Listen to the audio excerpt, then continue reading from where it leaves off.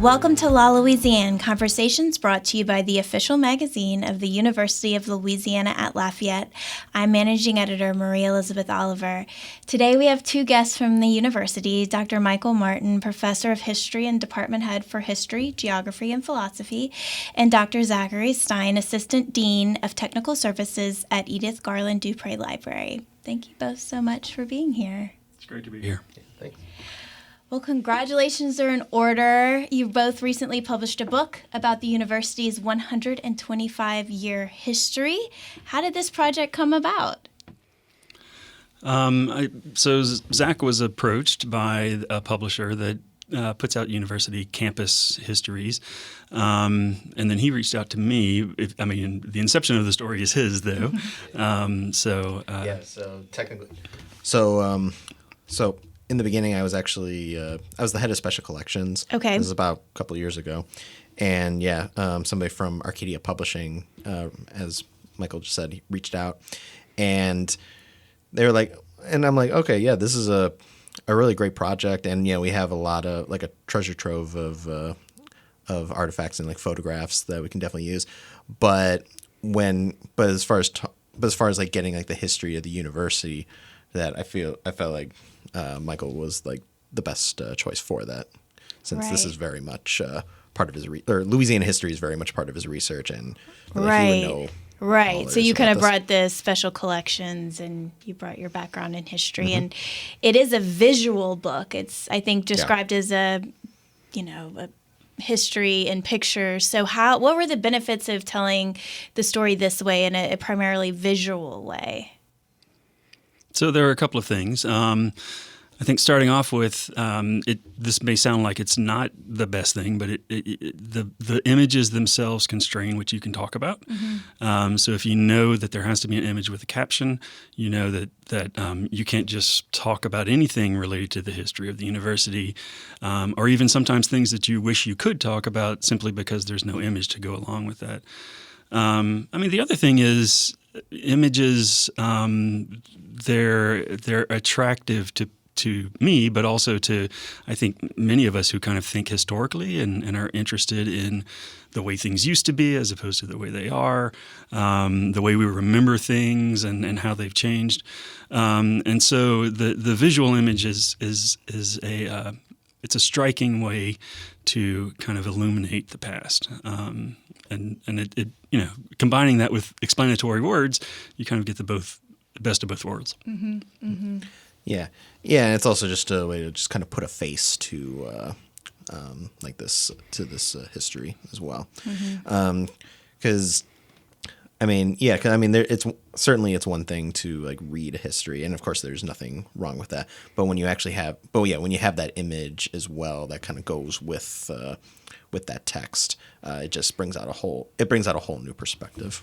Absolutely. And were there any images in particular in your research that really moved you as you were kind of sorting through and editing?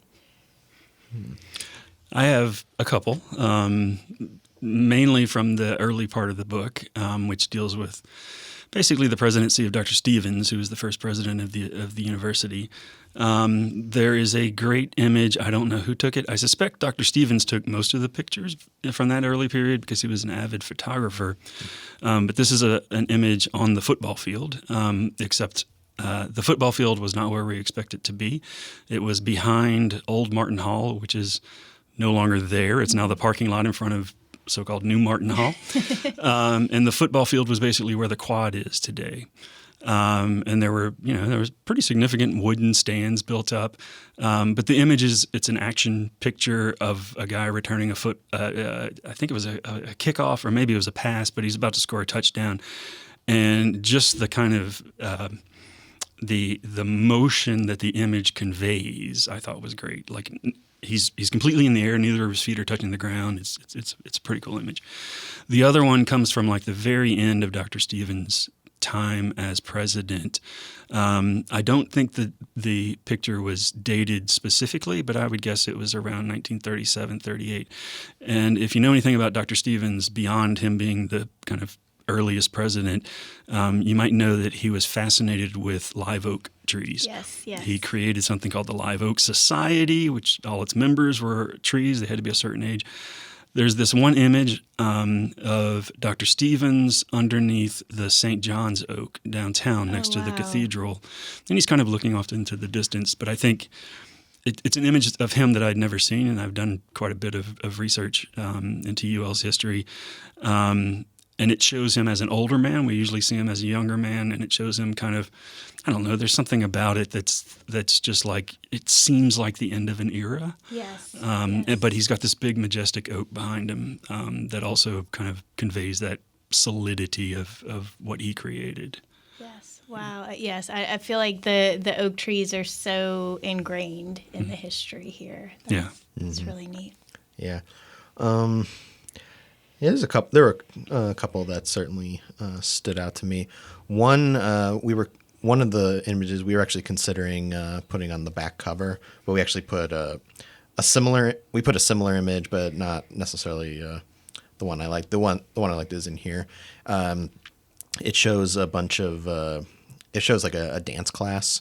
I believe they're performing like a Midsummer Night's Dream, and it's in what it was at the time like Cypress Grove, which we all know now is Cypress Lake. The image, just the image itself, it almost, it's so like pristine.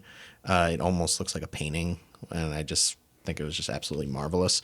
And it also is interesting to just see how, what we know of now is like is a lake. This is what it used to look like. This is what it was.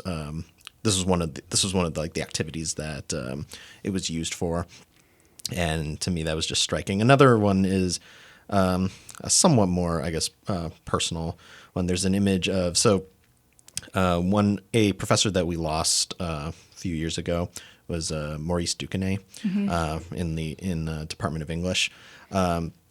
So he's one of the longest serving faculty, I believe, and he started like the Flora Levy lecture series and stuff. And for people who knew him, I mean, obviously this incredibly intelligent person, but somewhat of a, I think he'd be okay if I said this, somewhat of a curmudgeon. Stuff. But this was actually in his collection in the archives. We found an image of him like very boisterous, and like he's smiling. He has his hands up, and he seems to be just incredibly happy. And so, and like, I mean, we were going to mention him anyway, but it was like we got to have that photo because I mean, yeah, just it shows like a time where he was just besides himself and just Yeah, and I mean, an interesting part about this book, I know, you contributed to the Centennial book, and you've done a lot of research into the archives. I mean, there's a lot that was already compiled about the first 100 years, but the last 25, that was sort of newer. How was that process of kind of distilling and editing and pulling that out just for the most recent history? Well, I mean, I was involved with that 100th anniversary commemoration, and a beautiful book came out of that project that I'm very proud of having taken part in. 25 years seems like a short amount of time, but on the other hand, it seems like a very long time when I really think about it. And it really is remarkable, the sheer amount of change that's happened over the last 25 years. I mean, I was a student here in the 90s, and I was working, with a bunch of other people in putting that book together. But when you think about the sort of the buildings that have been built, when you think about the old dorms that were here and the new dorms that have taken their place, and things like a new child development center and just expanded buildings. The physical landscape of the university is so much different than it was back then. I mean, 25 years ago, you still had the old football stadium, McNaspy Stadium. And I actually went away for my PhD and came back, and McNaspy Stadium had turned into a computer science building. And so it's those sorts of things, right? And because it is not that far back in history, it's something that I can relate to very much. It's been part of my life, and I've kind of watched these things happen. So yeah. I'd say as far like on in archives like perspective, Right. yeah, it actually proved to be a little difficult because a lot of with these images, it was very easy to find images like depicting like the earlier days. The past 25 years actually may have been the more difficult ones because either people aren't taking as many photos, or if they are, they're not like physical. They're not physical manifestations or anything. So, but what really helped us was working with like communications and marketing, because they do and continue to take a lot of these photos. Have like really pristine digital copies, and it even and some of those photos even helped us with some when we're talking about some earlier. Like maybe like one of the older buildings that we didn't have any images for, they had an image of it. Even if it was a newer one, we could still use that and say this building was here. I don't know how many years ago, like 50 years ago, and this is what it looks like today. So. Neat. That's really neat. Well, if you're just joining us, this is Maria Elizabeth Oliver, managing editor for Louisiane, and I'm here with Dr. Michael Martin and Dr. Zachary Stein talking about their new book about the 25-year history of the University of Louisiana at Lafayette. So we were just, speaking about the last 25 years, and I think it's interesting you mentioned, whereas before you're kind of relying on the archives and special collections, and then kind of to bridge this gap, it's almost like things that were experienced in real time, people who are alive, who still remember, also documentation that's being done by the university by communications and marketing. So in that last kind of 25 years, what were some of the things that stood out to you? Like, I know you mentioned the buildings. Were there any other kind of key moments in the timeline that really stood out in the last 25 years that were significant? I mean, I can say the development of the research park is certainly something that stands out. I mean, it's been around longer than 25 years, but the amount of building that's been going on out there and its capacity to do the research that's so important as part of the university has grown. And then there are these things that I remember from my own experience that were kind of like these highlight moments. Like I remember very vividly when the Beausoleil house went to Washington, D.C., and it was a huge story, and it was getting all this attention. And then later, things like the 2016 flood, or these things that are just like, they bring back these memories and they remind us, and me in particular, but I would say all of us, of these things that we can often just kind of forget about.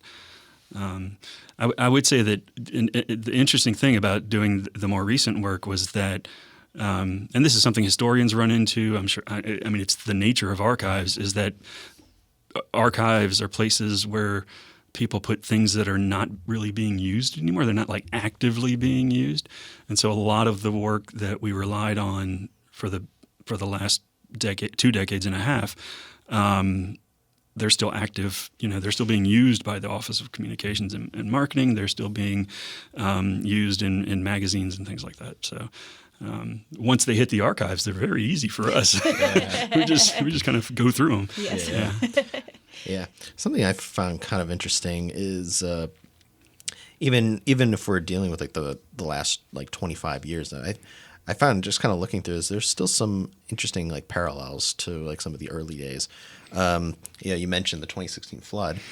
We do have there's an image of like people working and helping with that, but we also have an image of the 1927 flood that occurred, and how it wasn't a university at the time, but how the school like helped with those with that. And then of course there's the different milestones. I mean, of course we talk about like our R1 classification, and that very much. And I mean, in many ways you could say that parallels when we became from going from a vocational school to a college, and then of course going from a college to a university. So So it's kind of interesting how you do kind of see like a full circle. Yes. No, that is really interesting. And I know, the university has seen its shares of ups and downs over the years. And how have you noticed? I mean, I know you mentioned a few just there, but how has the university kind of overcome those challenges? Did you see any kind of common threads as you look back at history? I think a common thread is simply staying afloat when the hard times hit. So the Great Depression or World War II, when you have this kind of mass exodus of especially young men just leaving the university. It was considered a relatively close call as to whether the university would stay open or not. But then, when you have those moments, there are also, and it could be a reflection of the moments or it could be a reflection of the people or maybe some combination of the both. But it seems like certain individuals rise to the occasion and recognize we have to do something. And what they do might be different, but they take an action that kind of, like I said, keeps us afloat and maybe propels us forward in ways that they don't expect. Mm-hmm. Yeah, and just kind of to add to that, just also looking for an opportunity to just innovate, and not just like academically. I mean, also like socially too. So you mentioned like when World War II occurred, we set up like the V-12 programs to help with that war effort and also to help with returning soldiers too. We also, in 1954, became like the first university in the Deep South to successfully desegregate, and and we really highlight that in the book. And then jump to like most recently when COVID-19 occurred. Our the New Iberia Research Center was one of the like the big centers that really helped push like the Pfizer vaccination. So. So I got kind of to see that. There are times where we do suffer certain hardships, especially now, where we are trying to keep ourselves afloat, but at the same time, we're still looking for those opportunities to push ourselves further. Mm-hmm. You kind of see that scrappiness come through in our history and in our tradition. Yeah, I mean that's what a university is supposed to do. We're supposed to come up with new ways of thinking about things and new ways of doing things, and sometimes. It's those moments where you think you're kind of at the bottom that prompt the greatest innovations. Absolutely. Well, I know you both recently spoke at the Louisiana Book Festival. What kind of feedback have you gotten so far? What's the reception been like? I know it hasn't been a long time since the book is out, but I'm just curious what you've heard so far. It's kind of what I expected. A lot of people who see the book. I mean, typically the person who picks it up might be an alumnus, and so they'll go through there looking for their professors that they remember, or the places that they remember, the things, the activities, and when they come across it, they'll like, oh yeah, or they'll not know, for instance, like why is this building named this, or why do we call something that, or Cypress Lake used to be Cypress Grove, and so it's those kind of surprises, but also that feeling of I mean, I keep coming back to this, those memories that we bring to the table. So I think those two things kind of combined is what I'm seeing the most when people look at it. Yeah, I think that's what I'm seeing as well. Like a nice kind of like a mixture of like nostalgia and also just like, oh, I didn't know about this kind of thing. Some interesting trivia that people can take Sure.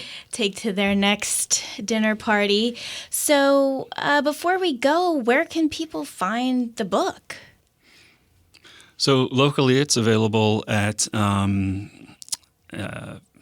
Cavalier House Books, downtown Lafayette. I know it's available at Barnes & Noble in Lafayette. I'm not certain about other bookstores. I just haven't had a chance to go check. It's definitely available online through Amazon or through the publisher's website, Arcadia Publishing. So pretty much all the regular avenues of finding a book. That's how you find our book. Great. Yeah. And the title is The University of Louisiana at Lafayette, so it's easy to remember when you're looking it up. Did you have anything else to say? Oh, no, I was going to say that we're hoping that this will also be made available in some of the, there are many like pharmacies like CVS and Walgreens that have books like this. So we're hoping that sort of the sepia toned. If you see a rack with that, it might be on there. Yeah. So Great. Exactly. Great. Well, thank you so much both for being here, and congratulations again on the book. It's beautiful. And we appreciate you joining this conversation with La Louisiane, the official magazine of the University of Louisiana at Lafayette since 1989. Check back next month for more discussions with members of our university community. You can listen to an archive of this interview by visiting louisiana.edu/magazine. KRVS is listener-supported public radio for Acadiana, a service of the University of Louisiana at Lafayette. Thanks for listening.